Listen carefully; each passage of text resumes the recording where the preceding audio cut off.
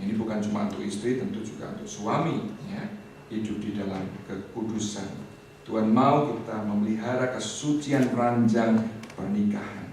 Walaupun tidak ada action terlibat dengan wanita lain, tapi dengan menonton itu fantasi kita sudah masuk ke dalam kategori berzina dalam hati. Ya, sayang kita tidak bisa punya waktu panjang untuk membahas ini nanti satu saat, ya. Yang ke-8, saudara. Ayat ke-5, apa tadi?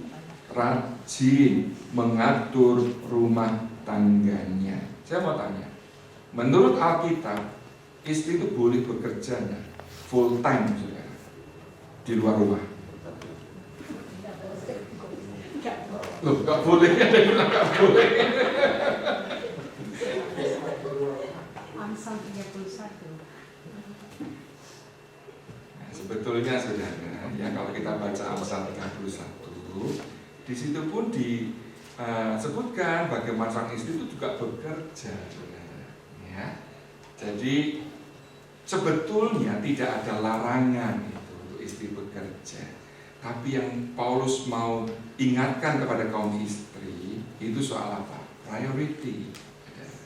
Jangan sampai karena bekerja di luar tadi, sang istri menjadi lupa akan prioritinya sebagai ibu rumah tangga, sebagai seorang istri dan seorang ibu. Ya.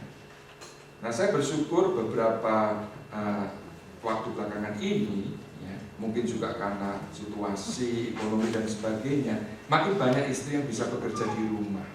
Nah, itu tentu lebih baik kalau memungkinkan, saudara, sehingga apa? Tetap hubungan dengan anak, dengan keluarga itu lebih terjaga, ya, daripada kalau harus terus meninggalkan keluarganya untuk sekian waktu lamanya.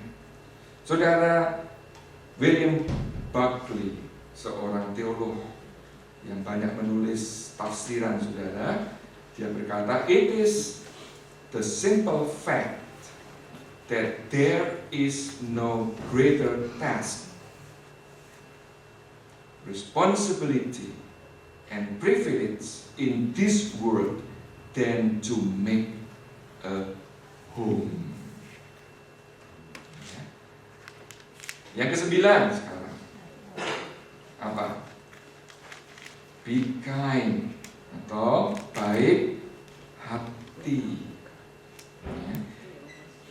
Baik hati, tidak selfish, hanya memikirkan, melakukan apa yang membawa keuntungan bagi dirinya sendiri atau kesenangan bagi dirinya sendiri, tetapi bersedia untuk berjalan mile yang kedua, saudara, second mile, ya.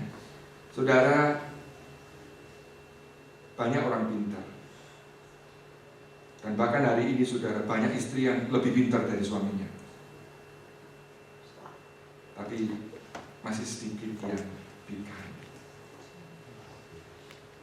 Saudara, justru itulah dunia kita perlukan, ya. Alangkah indahnya kita be smart and be kind. Kita ada kerendahan hati. Kadang-kadang, saudara, istri yang karena mungkin honornya bisa lebih tinggi, kedudukannya lebih baik, lalu nanti kaitan dengan ke-10, saudara, tidak lagi punya respect kepada suami. Nah, Tuhan mau kita menjadi kind, baik hati. Yang ke-10, yang terakhir, taat kepada suaminya. Wow, tunggu dulu dong. Tergantung. Tergantung, ya. Ini para istri sedang gitu, ya.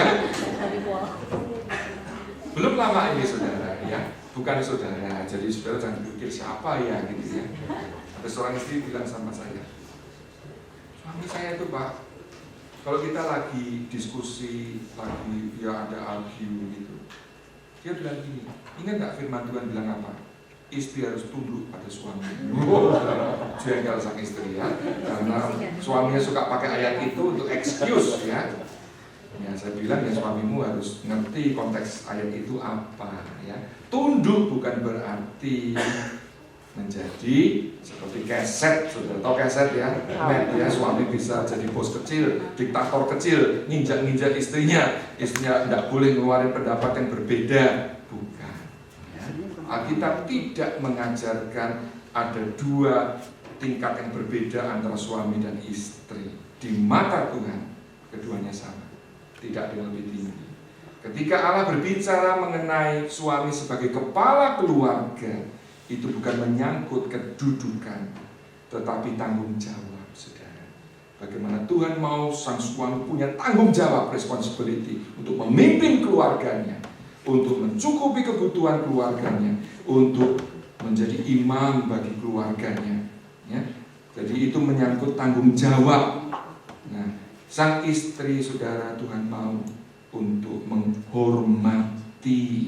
Jadi tunduk di situ lebih kepada pengertian menghormati kedudukan suami sebagai kepala keluarga tadi, ya, dengan peran dan tanggung jawabnya. Saudara, John Stott berkata, where love and mutual respect rule the home, there will be little problem with submission on the part of the wife. The husband is not a dictator, but he exercises his leadership primarily by service.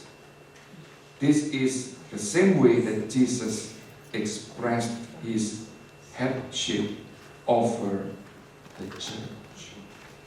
Saudara, ketika suami istri saling mengasihi, saling menghormati, problem-problem dalam rumah tangga itu akan makin mengecil.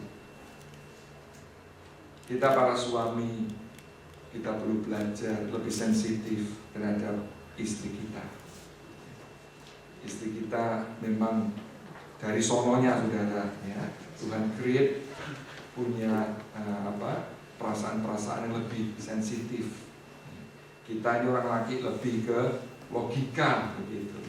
Nah, kadang-kadang kita kurang bisa memahami kebutuhan pemenuhan bagi perasaan pasangan kita. Kita sebagai istri pun, ya, saudara sebagai istri perlu belajar memahami juga pergumulan suami, beban tanggung jawabnya sebagai kepala keluarga. Saudara, berapa banyak dari istri di sini yang mendoakan suaminya? Saudara, doakan suamimu, ya, doakan suamimu setiap hari. Mereka butuh hikmat bijaksana dari Tuhan, kekuatan dari Tuhan, kemampuan dari Tuhan untuk memimpin keluarga. Kita sebagai suami pun perlu mendoakan, saudara, istri kita supaya Tuhan juga memimpin, membantu mereka untuk menjadi apa tadi? 10 hal. Yang pertama, menjadi istri yang bijak, beribadah. Yang kedua, tidak memfitnah. Yang ketiga, tidak menjadi hamba anggur atau hamba shopping. Yang keempat, mengasihi suami. Kelima, mengasihi anaknya. Yang keenam, bijaksana. Yang ketujuh, suci. 8, rajin mengatur rumah tangga. 9, baik hati. 10,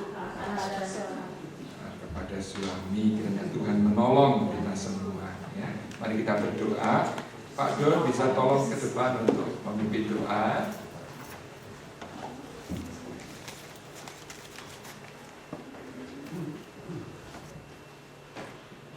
Mari kita berdoa.